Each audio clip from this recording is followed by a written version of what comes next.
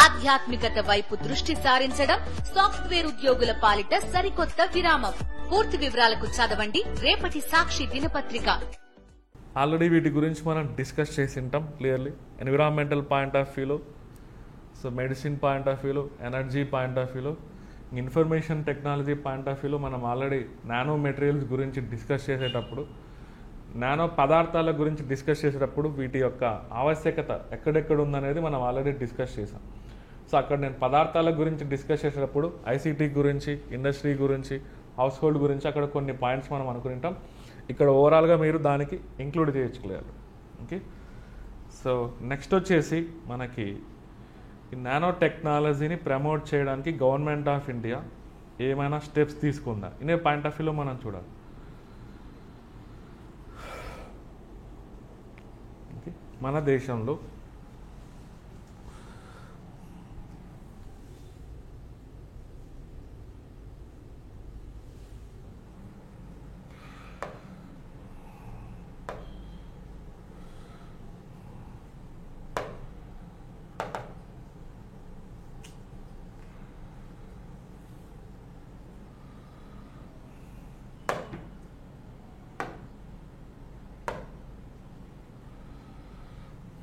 Government steps అంటాం దీన్ని ఉద్దేశించి.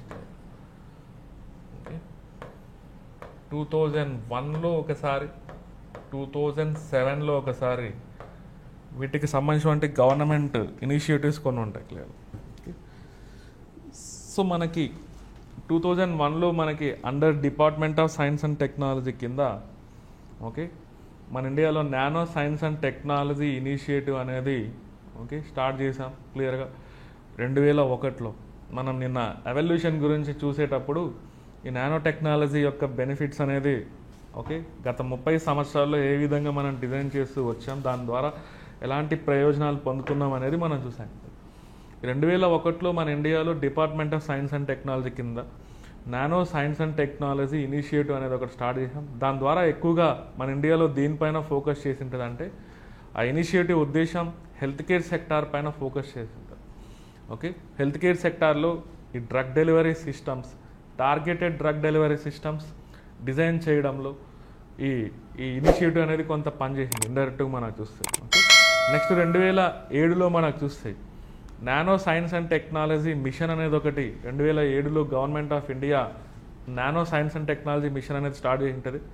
వీటిపైన కొంత రీసెర్చ్ అండ్ డెవలప్మెంటల్ యాక్టివిటీస్ని ప్రమోట్ చేసే విధంగా కొన్ని యూనివర్సిటీస్లో ఇన్ఫ్రాస్ట్రక్చర్ ఫెసిలిటీస్ని క్రియేట్ చేసే విధంగా ఆ మిషన్ అనేది కొంత మార్పు తీసుకొని వచ్చి ఉంటుంది దేశంలో. ఓకే, దాని ద్వారా కొంత మన ఇండియాలో కొంత నానో టెక్నాలజీ ద్వారా కొంత హెల్త్ కేర్ సెక్టార్లో, అదేవిధంగా ఆ మిషన్ లాంచ్ అవడం వల్ల అగ్రికల్చర్ సెక్టార్లో, అదేవిధంగా ఎనర్జీ సిస్టమ్స్లో, ఇండస్ట్రియల్ ఏరియాస్లో, మ్యానుఫ్యాక్చరింగ్ సెక్టార్లో కొంత చేంజెస్ అనేది మనం తీసుకొని వచ్చాం లేదు. సో అంతకుమించి మనకి గవర్నమెంట్ అనేది దీనిపైన కొత్తగా లేటెస్ట్గా ఏమి ఇనిషియేటివ్స్ ఏం తీసుకోలేదు అనేది మనం చెప్పుకోవచ్చులేదు. సో అప్పుడప్పుడు దీనిపైన పరిశోధనలు జరుగుతూ ఉంటాయి ఇండియాలో. ఐఐటీస్లో, ఐఐటి బాంబే, ఐఐటి ఢిల్లీ ఇలాంటివి నానో టెక్నాలజీ పైన పరిశోధనలు చేస్తూ కొన్ని నావెల్ మెటీరియల్స్ని డిజైన్ చేస్తూ ఉంటాయి. ఓకే, దాని ద్వారా మనం ఇలా ఇండస్ట్రీస్లో కానీ హెల్త్ కేర్ సెక్టార్లో కానీ దాని ద్వారా మనం బెనిఫిట్స్ అనేది క్రియేట్ చేస్తూ ఉంటాం. ఇలా గవర్నమెంట్ అనేది కొంత స్టెప్స్ తీసుకుందనే విషయం మనం గుర్తుపెట్టుకోవట్లేదు. నెక్స్ట్ కన్సర్న్స్ అంటున్నాం క్లియర్. కన్సర్న్స్, సో దీనివల్ల మనకి ఆందోళనలు ఏమైనా ఉన్నాయా క్లియర్ మనకు చూస్తాయి. ఓకే, సో ఇవి నానో మెటీరియల్స్ హ్యూమన్స్ పైన ఓకే నేచర్ పైన ఎలాంటి ప్రభావితం చూపించేదానికి స్కోప్ ఉంది అనే పాయింట్ ఆఫ్ వ్యూలో మనం చూడాలి. Okay, concerns with nano materials, మరి వాటి పార్టికల్ సైజు చాలా చిన్నగా ఉంటాయి. 10⁻⁻⁹ మీటర్ లెవెల్ అంటున్నాం ఇండైరెక్ట్గా మనకు చూస్తే.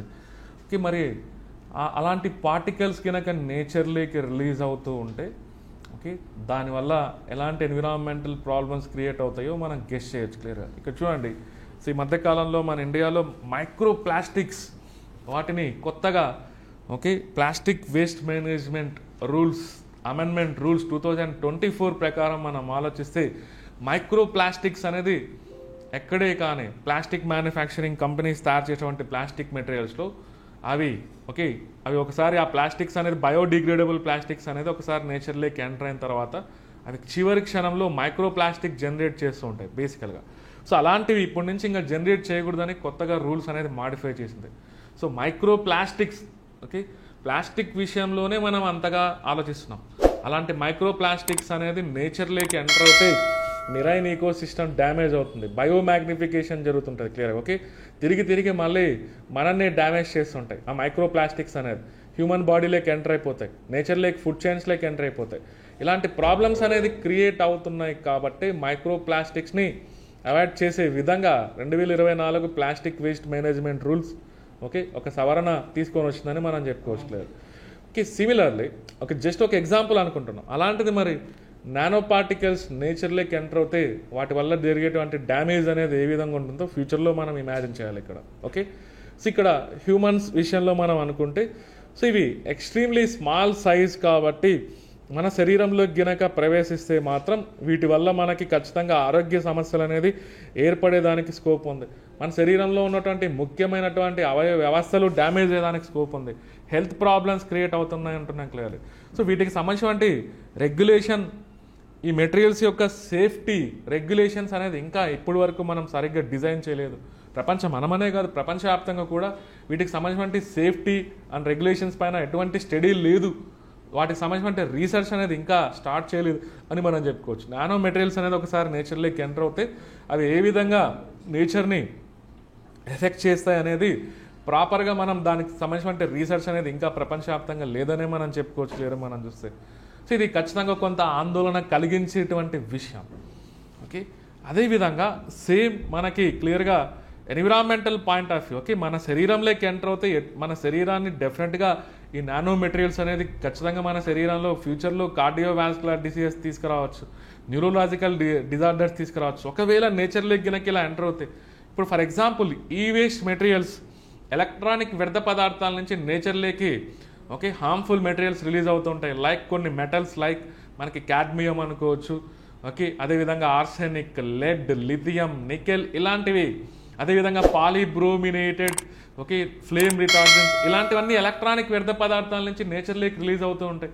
దానివల్ల మన బాడీ అనేది ఖచ్చితంగా అలాంటి గనక బయోమాగ్నిఫికేషన్ జరిగి మన బాడీలోకి ఎంటర్ అయిపోతే డెఫినెట్గా మనకు హెల్త్ ప్రాబ్లమ్స్ అనేది క్రియేట్ అవుతాయి. దాని గురించి ఆల్రెడీ ఒక అంచనా అనేది ఉంది ఎలక్ట్రానిక్ వ్యర్థ పదార్థాలకు సంబంధించి. కానీ ఈ నానో మెటీరియల్స్ గురించి ఇంకా ప్రాపర్ స్టడీస్ లేవు అంటున్నాం. కానీ అవి గనక మన శరీరంలోకి ఎంటర్ అవుతే మాత్రం ఖచ్చితంగా మనకి డ్యామేజ్ అనేది సివియర్గా ఉంటుందనేది మనం చెప్పుకోవచ్చు. అందుకే నేను ఇక్కడ ఏమని ఇండికేట్ చేశా అంటే కన్సర్న్స్, ఆందోళనలు అంటున్నాం. ఈ పాయింట్ ఆఫ్ వ్యూలో కూడా మిమ్మల్ని ఈ నానో టెక్నాలజీలో ఉపయోగించేటువంటి మెటీరియల్స్ యొక్క కన్సర్న్స్ ఏ విధంగా ఉండొచ్చు అనేది ఒకసారి మిమ్మల్ని ఒకవేళ అడిగితే ఈ విధంగా మీరు రాసేదానికి ప్రయత్నించండి. మానవుల ఆరోగ్యం పైన, జంతువుల ఆరోగ్యం పైన ఎలాంటి ప్రభావితం చూపించవచ్చు, అదేవిధంగా పర్యావరణం ఎస్పెషల్లీ ఎన్విరాన్మెంట్ని ఏ విధంగా ఇన్ఫ్లుయెన్స్ చేయొచ్చు అనే పాయింట్ ఆఫ్ వ్యూలో మనం చూడాలి. సో మనకి వీటి ద్వారా మనకి జనరేట్ అయ్యేటువంటి వ్యర్థ పదార్థాలు డెఫినెట్గా ఫ్యూచర్లో మనకి ఓకే వీటిని గనక సేఫ్గా డిస్పోజ్ చేయకుంటే, ఓకే, సేఫ్గా అంటున్నాం చాలా జాగ్రత్తగా వాటిని గనక మనం ఓకే డిస్మాంటిల్ చేయకుంటే ఈ నానో టెక్నాలజీలో యూజ్ చేసేటువంటి మెటీరియల్స్ని మనం ఖచ్చితంగా ఇవి నేచర్లోకి ఎంటర్ అవుతాయి. ఇవి కూడా సేమ్ ఫుడ్ చైన్స్లోకి ఎంటర్ అయిపోయి ఒక మైక్రో ప్లాస్టిక్స్ ఏ విధంగా ఎఫెక్ట్ చేస్తాయో, అదేవిధంగా ఒక మెటల్స్ ఏ విధంగా ఎఫెక్ట్ చేస్తాయో సేమ్ ఈ నానో పార్టికల్స్ ద్వారా వచ్చేటువంటి ఆ టాక్సిన్స్ అనేది ఖచ్చితంగా మనకి ఫుడ్ చైన్స్ని ఎఫెక్ట్ చేస్తాయి. అదేవిధంగా బయోమాగ్నిఫికేషన్ అనేది ఒకటి ఫామ్ అవుతుంది నేచర్లో. ఓకే, బయోమాగ్నిఫికేషన్ అంటే మీకు ఐడియా అని ఉంటుంది. ఓకే, ఏదైనా ఒక పొల్యూటెంట్ అనేది ఎంటర్ అయినప్పుడు నేచర్లోకి ఖచ్చితంగా అది ఒక స్థాయి నుంచి ఇంకొక స్థాయిలోకి ప్రవేశించేటప్పుడు దాని గాఢతను పెంచుకునేటువంటి ప్రక్రియనే బయోమాగ్నిఫికేషన్ అనొచ్చు. ఇలాంటివన్నీ ఫ్యూచర్లో తిరిగేదానికి స్కోప్ ఉంది ఖచ్చితంగా. ఎన్విరాన్మెంట్ అనేది ఓకే ఖచ్చితంగా డ్యామేజ్ అయ్యేదానికి ఎక్కువ స్కోప్ కనిపిస్తుంది. నానో టెక్నాలజీలో యూజ్ చేసేటువంటి కొన్ని రకాలైనటువంటి మెటల్స్, హెవీ మెటల్స్ క్లియర్గా మనం చూస్తే వాటి వల్ల ఖచ్చితంగా నేచర్ అనేది డ్యామేజ్ అవుతుంది. కాబట్టి సో వీటి గురించి ఖచ్చితంగా ప్రత్యేకమైనటువంటి అధ్యయనం చేయవలసినటువంటి అవసరం ఉంది. ఈ మెటీరియల్స్ గురించి వాటిపైన వాటికి సంబంధించినటువంటి సేఫ్టీ రెగ్యులేషన్స్ పైన కొంత ప్రపంచవ్యాప్తంగా రీసెర్చ్ జరగాల్సినటువంటి అవసరం ఉంది.